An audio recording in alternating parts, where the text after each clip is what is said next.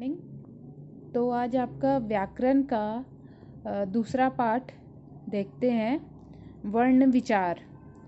पहला हमने देख लिया है, पहला पाठ। अब दूसरे पाठ पर आते हैं जो कि है वर्ण विचार। यहाँ वर्णों के बारे में बात की जाएगी। और जैसे मैंने इसके पहले वाले पाठ में बताया था कि वर्ण क्या है, वर्ण भाषा की सबसे छोटी इकाई है। ठीक है, ऐसी इकाई जिनका पुनः खंडन नहीं हो सकता, मतलब जिसको हम दोबारा तोड़ नहीं सकते, उनके जिसको हम लोग खंडित नहीं कर सकते। तो ऐसी इकाई जो है वो वर्ण कहलाती है।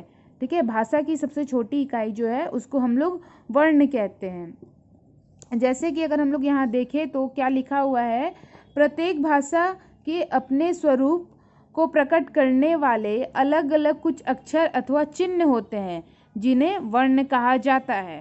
ठीक है, अब आपसे अगर कोई पूछ रहा है कि वर्ण की परिभाषा क्या है, तो आप क्या लिखोगे?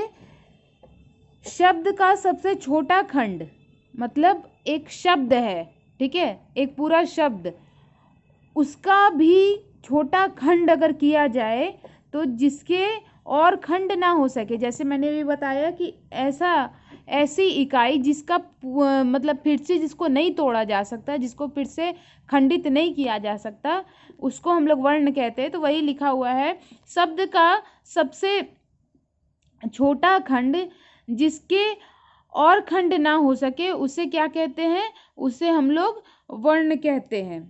तो यहाँ हमने देखा वर्ण मतलब, अगर मैं आपको इंग्लिश में बताऊं तो मतलब अगर ऐसे देखा जाए तो वर्ण या अक्षर, जिसको इंग्लिश में हम लोग कहते हैं अल्फ़ाबेट, मतलब कि जैसे इंग्लिश में हम लोग पढ़ते हैं ABCDEF, तो ये क्या हो गए? ये अल्फ़ाबेट हो गए।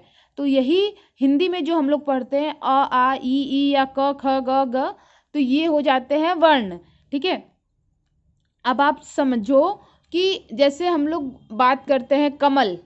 कमल अगर हम लोग एक शब्द बोल रहे हैं तो हम लोग कमल को, जैसे हम लोग कहते हैं यहाँ कमल का फूल खिला है, तो ये क्या हो गया? ये एक वाक्य हो गया। अगर हम लोग वाक्य को तोड़ना चाहें तो तोड़ सकते हैं, जैसे यहाँ अलग कर सकते हैं, कमल अलग कर सकते हैं, फूल अलग कर सकते हैं, खिला अलग कर सकते हैं, अलग कर सकते हैं। लेकिन अगर हम लोग सिर्फ कमल लिखे, ठीक है, तो इसको भी हम लोग तोड़ सकते हैं। कैसे तोड़ सकते हैं? इसको अलग अलग कर सकते हैं। ठीक है, जैसे क जोड़ अ जोड़ म जोड़ अ जोड़ ल जोड़ अ, तो इसको भी अलग कर सकते हैं। लेकिन अगर हम लोग सिर्फ लिखे क, ठीक है, तो इसको हम लोग शायद इसको तोड़ने में हमें दिक्कत हो और ये पूरे अच्छे तरीके से टूटे भी ना। ठीक है, हाँ, ऐसे वर्ण कहीं कहीं, जैसे अभी मैं आपको बताऊंगी, जब इनके बारे में बताऊंगी, तो कि कहीं कहीं एक वर्ण दूसरे वर्ण की सहायता लेते हैं, लेकिन इनका हम कह नहीं सकते कि ये खंडित होते हैं। जैसे कि एक शब्द को हम लोग तोड़ सकते हैं लेकिन एक वर्ण को हम लोग नहीं तोड़ सकते। अब यहाँ पे आप पढ़ोगे तो आपको पता चलेगा कि ये जो है, ये है आपका कि अक्षर जो है, अक्षर हम किसे कहते हैं? वर्ण को ही कहते हैं। जैसे कि वर्ण को सूक्ष्म भेद के साथ अक्षर भी कहते हैं। ठीक है, तो यहाँ हमने ये देख लिया कि वर्ण किसे कहते हैं। अब एक देखते हैं कि वर्ण के भेद क्या है। तो वर्ण के जो है 3 भेद है, जिसमें कि एक आता है सबसे पहला आपका स्वर वर्ण। ठीक है, स्वर वर्ण आपका पहला है, दूसरा है आपका व्यंजन वर्ण और तीसरा है आपका अयोग्य। ठीक है, तो अयोग्य वह वर्ण।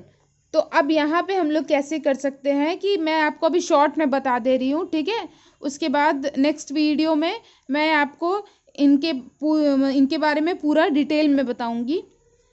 स्वर वर्ण में आप इतना ही समझ लो कि जो आ ई ई होते हैं, ये पूरे जो वर्णमाला है, ये आपके स्वर वर्ण में आते हैं। ठीक है, व्यंजन में क्या आते हैं? व्यंजन में आपके पूरे आते हैं, क ख ग घ अंग।